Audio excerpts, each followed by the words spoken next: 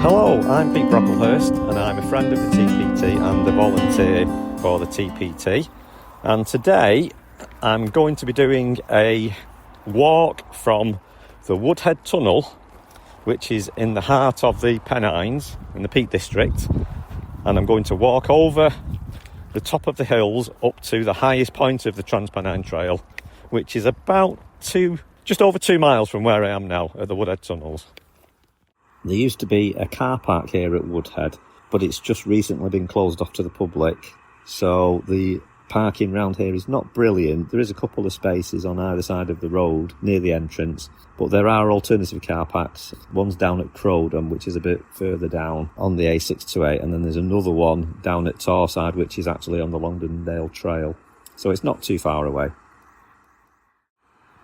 You can probably just hear the traffic in the distance on the 628, which I will be crossing over in a few minutes, but I'm just going to head down towards the tunnel entrance, and I have got with me my trusty dog Pepper and a bag of treats, so hopefully this walk will go really well as we go over the top. This is the end of the flat surface for about I think it's about 6.5 miles, 7 miles down to Hadfield, which is the Longdendale Trail. It's a lovely flat surface and has a few obstacles, but is very good for cyclists, walkers, horse riders and wheelers because it's more accessible. But this next stretch I'm going to do now from the tunnel over to the highest point is quite tricky. It's not recommended for cyclists, although I think you can get your bike up here.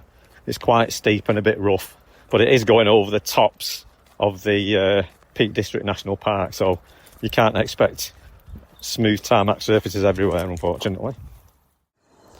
So I'm stood here in front of the Woodhead Tunnel entrance. There are 3 tunnels in all, 2 single tunnels and a double tunnel, and to my left is the original platform. I think it was for the station here, and I think the original tunnel was completed in 1845, and then the second tunnel was completed in 1853, and the final tunnel, which is the big double tunnel, was completed in 1953, 100 years later, for the electrification of this line. I'm not 100% certain on the history, although there is a sign here which tells you all about it, but I do remember that Richard Wright, a trustee of the Friends of the TPT, has done a podcast along with Robert from the TPT, which is absolutely excellent. It's about the lost navvies, who were the people who actually built these tunnels back in the day. So I totally recommend that you go and look that one up on the TPT website under their podcasts. So now I'm going to head up towards the highest point. I'm just walking up this slope now, and then I'm going to turn left from the tarmac onto a gravel path which takes me up to the A628, which is the main trunk route between Sheffield and Manchester, and it's a very busy road. So I'm just walking up the gravel path now. The wind's actually picking up because I'm getting up the side of the hill now from the shade of where the tunnels are, and yeah, it's passable with a bike, but it's very tricky. If you've got a mountain bike, you probably would be able to cope with this no problem, but if you have just a road bike, it would be a bit tricky, I think, because of the there's quite a few large stones on the floor.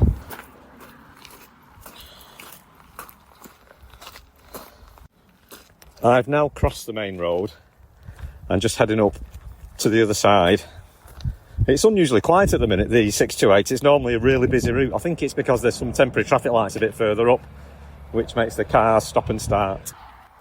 So I'm here with my trusty dog Pepper, who have taken on a few walks before.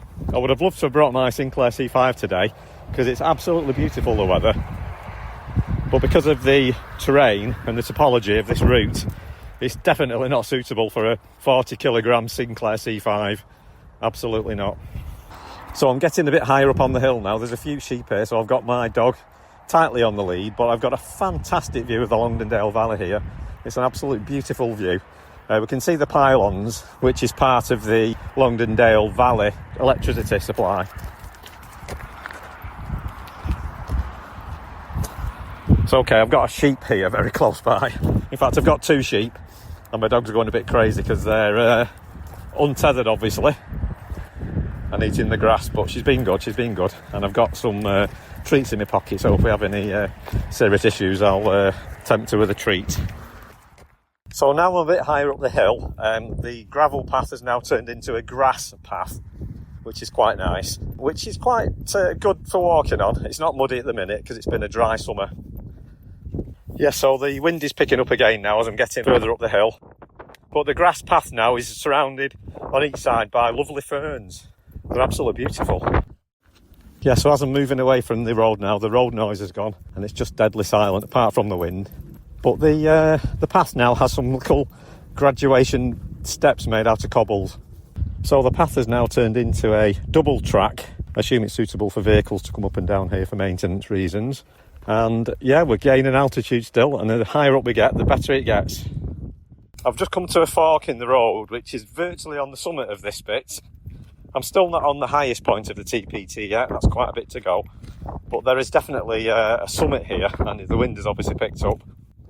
But yeah, at this point here, the sign has fallen down, unfortunately. It looks like the wood has rotted and the sign has fallen down. Now this spur that starts off at the side of the Trans Pennine Trail, I'm pretty sure this goes up to one of the Woodhead ventilation tunnels, which I think has now been filled in. But I remember looking at it on Google Maps, and you can still see the chimney stack that's there. But it's about just short of a mile, I think, further up the hill. So I shan't be going there, and it is quite a bit off the TPT. But it's just a point of interest. If you're actually coming up here and you fancied an extra 2 mile round walk, then it's a good little walk to go up to see the ventilation tunnel. Although it's not active, it's still visible and probably worth a walk up there. I can actually hear the road noise again, so I must be getting close to the other passing point on the 6 to 8. I think there's 1 or 3 on this section. And it must be about 200 or 300 sheep up here, at least. There's loads of them. But it's absolutely stunning, the scenery. On one side I've got the brushy grass, and on the other side we've got all the heather, which is looking very beautiful at this time of year. You can probably hear me walking on the gravel now, and I hope the wind's not interfering with the recording too much. But yeah, this is quite flat here now. It's turned mainly into gravel, but there's lots of, I would call them potholes. So I can imagine in winter these will fill up quite substantially with lots of water. But at the minute they're all virtually bone dry.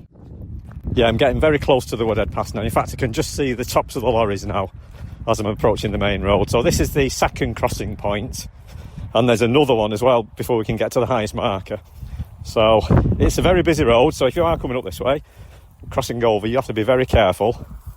As I said, I think there's some temporary traffic lights at the minute, which is slowing the traffic down a bit, so there's gaps where you can cross over quite safely. But yeah, it's a really busy road, and it just gets very busy, especially at rush hour. I'm hoping you might be able to hear the traffic in the background, but with the wind being quite stubborn up here, it's probably difficult to hear them as I'm approaching the main road now.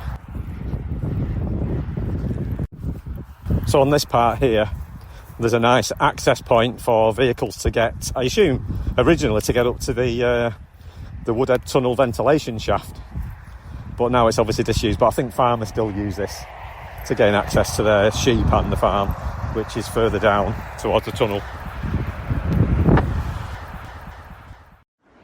So I'm just trying to cross the road now, and it's really busy. I've obviously timed the traffic lights wrong, so there's a massive queue of cars coming up and down, as you can probably hear. But yeah, I'm at the point now where the crossing is from the Woodhead over to here, and then I'm going to go down to Saltersbrook in a moment.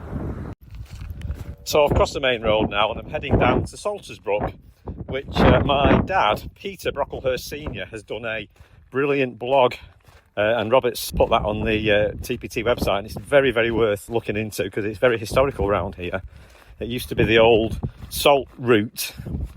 I think they used to bring donkeys down here back in the day, and yeah, it was before they built the main 6 to 8 bridge. So there's a little tiny bridge at the bottom. I'm just heading down there now, and again, it's the scenery around here is absolutely stunning.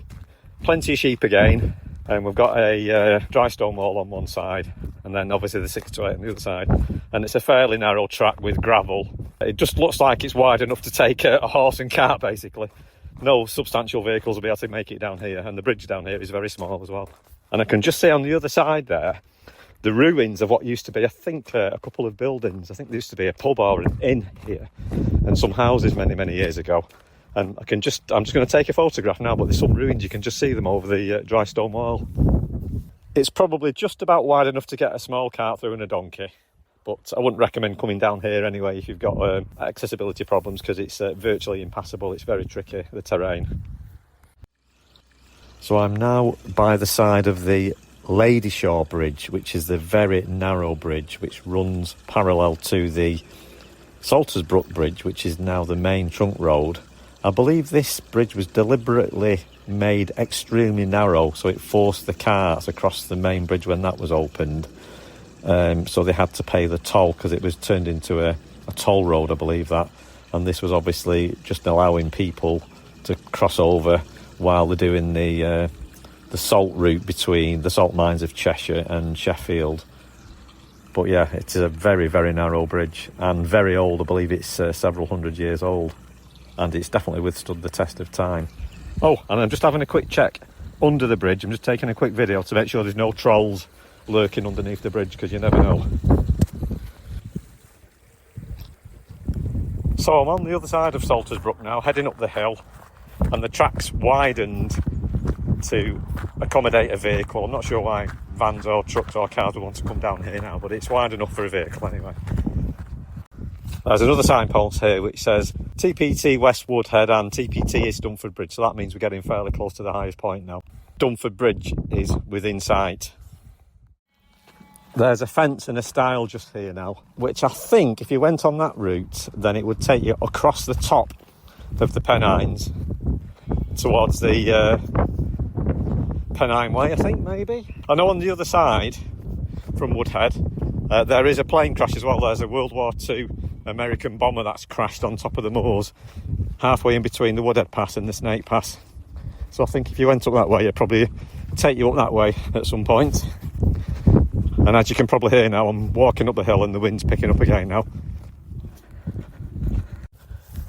In fact, I'm getting towards the top of the hill. We're not too far away from the highest point. I think I can possibly just see it in the distance. But also, I've just spotted, I think, what is the ventilation tunnel for the Woodhead Tunnel in the distance. So I've just taken a photograph, and I can see whole moss over there as well. So yeah, I'm pretty sure that's the ventilation tunnel which you could get to on the other side of the road there.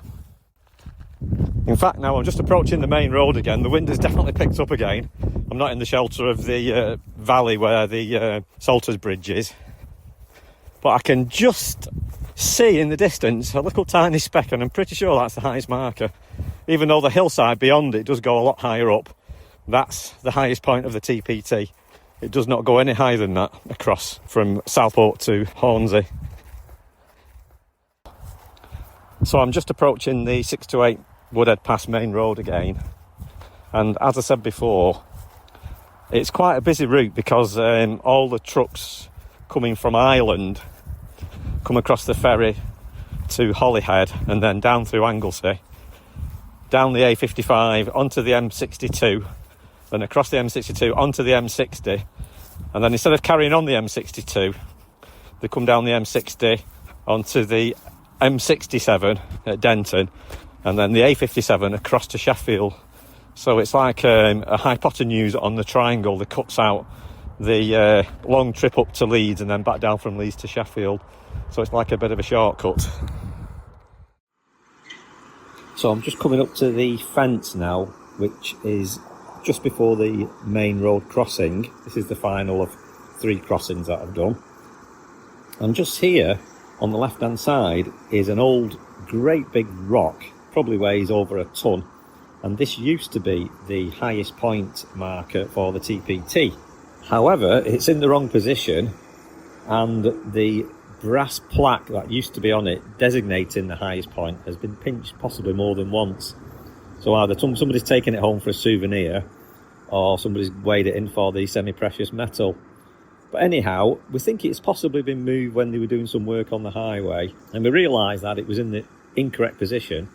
So last year I went on Google Maps and pinpointed exactly the highest point in the Pennines for the TPT, and that's where it currently resides. So it's probably about, I'd say about 400 or 500 metres from here on the other side of the road, which I'm about to cross in a second once the traffic's calmed down.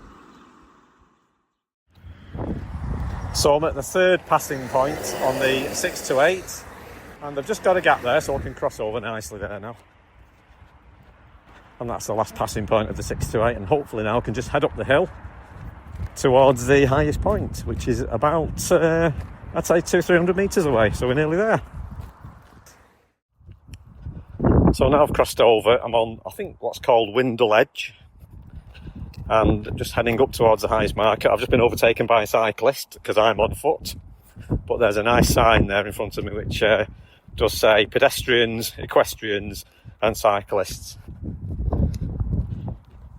And this is obviously just a tarmac main road now, so this is where the off-road route ends and it goes back onto the B-road route. A little bit of a background on the new marker.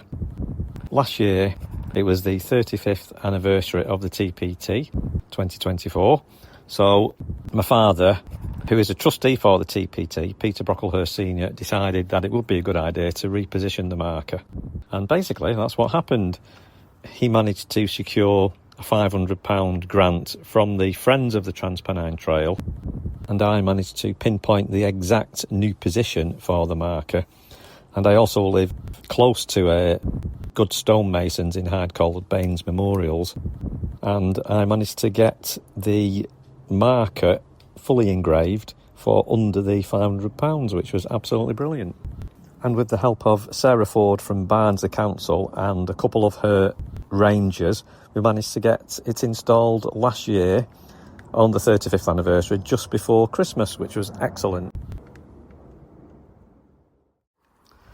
So anyway, I finally made it to the Trans Pennine Trail highest point, which is, according to the label, is 433 metres, or old school it's 1,420 feet. You have reached the TPT highest point, so that's the job done. Yeah, it's a fantastic view up here. You can see the windmills over in Yorkshire. You can actually see in the distance a power station as well. I'm not sure what that is, but it looks like maybe Ferry Bridge up that way, maybe. So yeah, it's a very, very clear day today, but unfortunately the reservoirs are looking a bit bleak. There is a reservoir just overlooking the highest point and it's really low. And I think United Utilities and a few other utility companies have issued drought warnings, I think, because they've had such a dry summer. But that's the way it is, I'm afraid. So thanks for listening. See you on the next side.